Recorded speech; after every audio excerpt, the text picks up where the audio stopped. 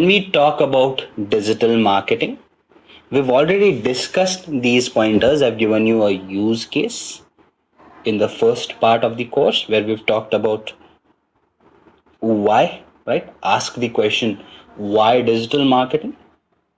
So when you want to opt for digital marketing, again, you look for a problem statement as to why do you need to do this and what is the probable solution that you can find out using digital marketing. Let me give you another example here. Let's assume that you want to sell shoes. So here the first question has been answered as in why? Because I want to sell shoes, right? Next question is to whom? Again, so this is where we'll study our audience. So shoes can be for anyone, right? So if there's a particular priority that you have, that okay, I want to market shoes for only this particular age group, then it could be different. But again, normally shoes are sold for all sizes and for all people.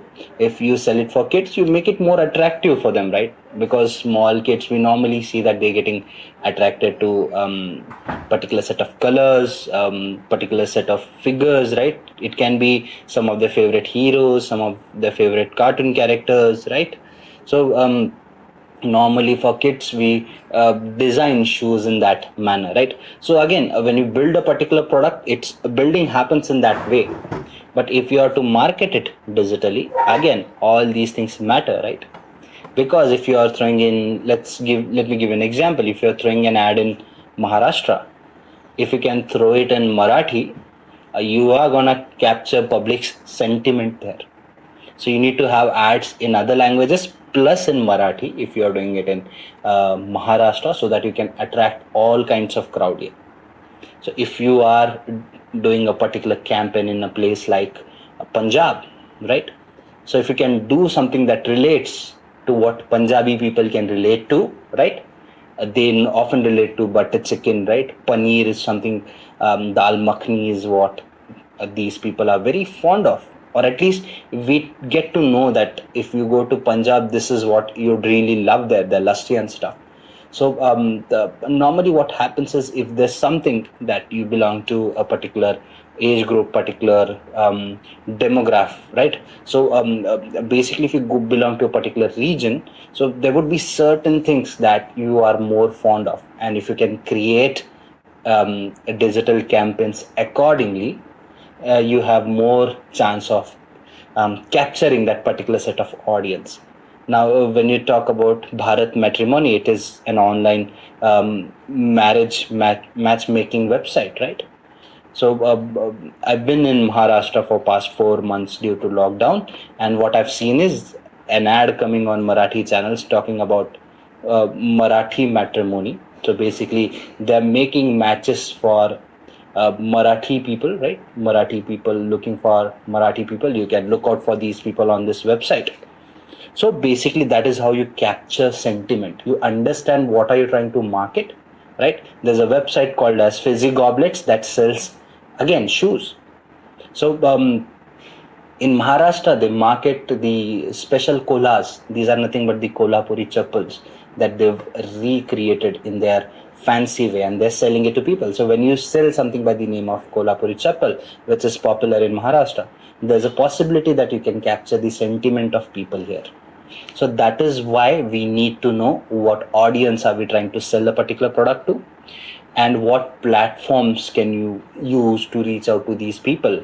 Now let me give you a very generic example again, right? Let's assume that you want to reach out to people and tell them that I have a grocery shop that I've opened, and I'm gonna deliver goods to your product if you pay me on per delivery basis. So people would be happy. Why? Because grocery would reach out to their place. Now we already have something like grofers and stuff in India.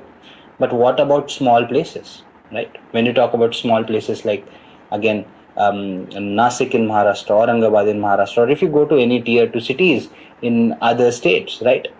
Now, not everybody there is so adept in using internet. Even though they are using internet these days, we don't see all the websites doing these things here.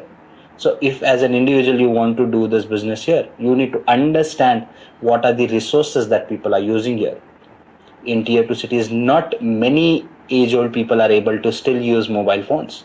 So would they be able to handle an app and order products? No. In that case, if you can just go ahead and tell them that this is our website, just write whatever you want to and upload the photo, we'll deliver those products to you at your hometown, right? So this is what your digital marketing lets you do. And as an individual, you need to understand what platform to use, how to use it, right? In some places you would realize that people are using Snapchat a lot. If you talk about younger age, can you market something using Snapchat? Can you market something using Facebook? If you can, you are using digital marketing media to reach out to these people, right? Nowadays we see people creating pages on Instagram selling products. That is a way of digital marketing, and this is how you actually go ahead and do it. Now as we move further, we'll be talking about it at a longer stretch, but that is for the next bit. For now, just let's take a look at a couple of use cases. Now again guys, these are not use cases that specifically focus on digital marketing. These are just two marketing campaigns that I like, or they're at least different. So they stand out for me in one way or the other, and that is why I want to share that with you. So if you talk about use cases, what you see on the screen is an image from a movie called as Ravan. If you've already guessed it, the actor is Shah Rukh Khan, and he is a Bollywood star. We all know of him, right? So this was one of the few sci-fi movies that we had in India, where you have a gaming superhero coming in, right, into the real world. And there was a lot of hype for this movie. The reason for that was people were excited to see Shah Rukh Khan playing a superhero. And the other thing that happened was the way this movie was marketed. This movie was marketed so deeply, so deeply.